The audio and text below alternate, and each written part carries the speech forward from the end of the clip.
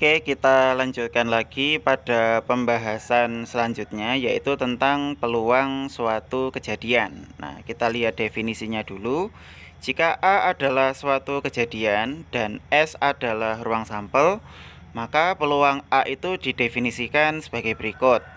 Nah, kita lihat definisinya ya, berarti di situ PA sama dengan NA dibagi NS. Nah, untuk menamakan suatu kejadian tidak harus menggunakan huruf A. Jadi kita bisa menggunakan huruf yang lain. Nah, bisa menggunakan B, bisa menggunakan C dan seterusnya ya. Jadi dalam alfabet itu bisa kita gunakan semua. Nah, untuk keterangannya yaitu untuk PA itu adalah peluang kejadian A. Nah, NA itu adalah banyaknya anggota A atau banyaknya kejadian A tadi. Kemudian NS itu adalah banyaknya anggota S atau banyaknya anggota dari ruang sampel atau banyak dari titik sampel. Nah, itu sama saja ya. Nah, kemudian kita lanjutkan di slide berikutnya ya. Nah, dari semua kemungkinan tersebut dapat disimpulkan sebagai berikut. Nah, untuk yang bagian A, besarnya atau nilai peluang dari suatu kejadian itu berkisar antara 0 dan 1. Nah, cara menyatakannya adalah dengan menuliskan 0 kurang dari sama dengan PA kurang dari sama dengan 1 gitu ya. Terus kemudian untuk bagian B, jika A adalah himpunan kosong, nah peluang suatu kejadian sama dengan 0 atau bisa dituliskan PA sama dengan 0.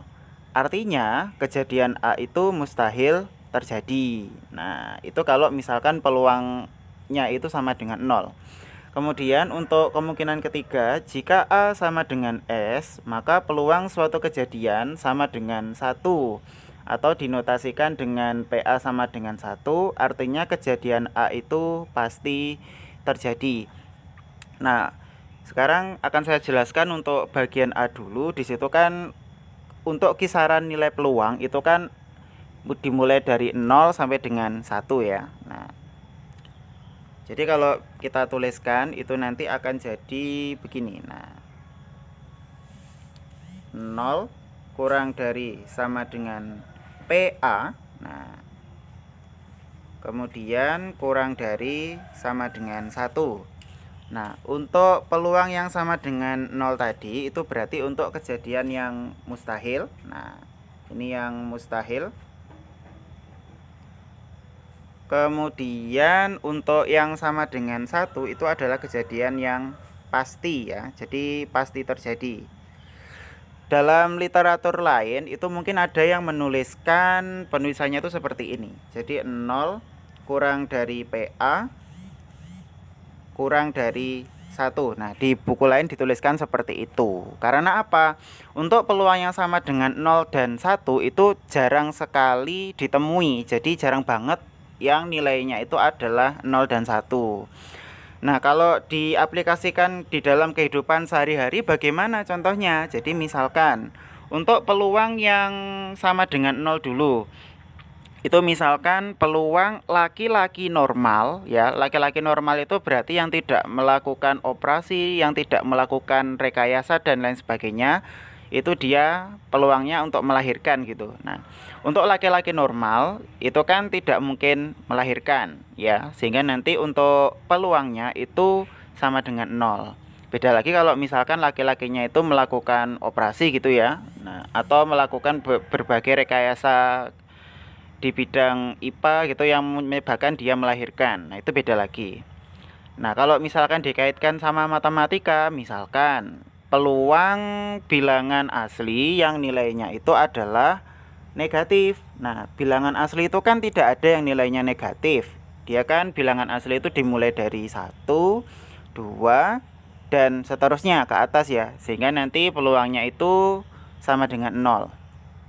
Nah, berikutnya misalkan kita mau mencari contoh peluang yang sama dengan 1. Nah, misalkan bagi orang yang beragama Islam itu adalah peluang terjadinya kiamat gitu ya. Peluang terjadinya kiamat di dunia ini. Nah, itu peluangnya pasti sama dengan 1.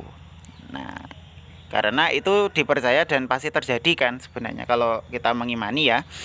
Terus misalkan yang sama dengan satu lagi adalah peluang terjadinya kematian pada seseorang. Nah, seseorang itu pasti akan merasakan kematian. Nah, maka peluangnya pasti sama dengan satu.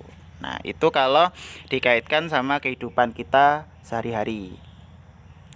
Nah, untuk sekedar tambahan, ini sebenarnya untuk bilangan asli tadi ya, kita berkaitan sama yang simbol-simbol bilangan. Jadi ada beberapa simbol bilangan tertentu di dalam himpunan. Nah, untuk bilangan asli, bilangan asli itu disimbolkan dengan N. Nah, N-nya biasanya ditandai dengan garis seperti ini.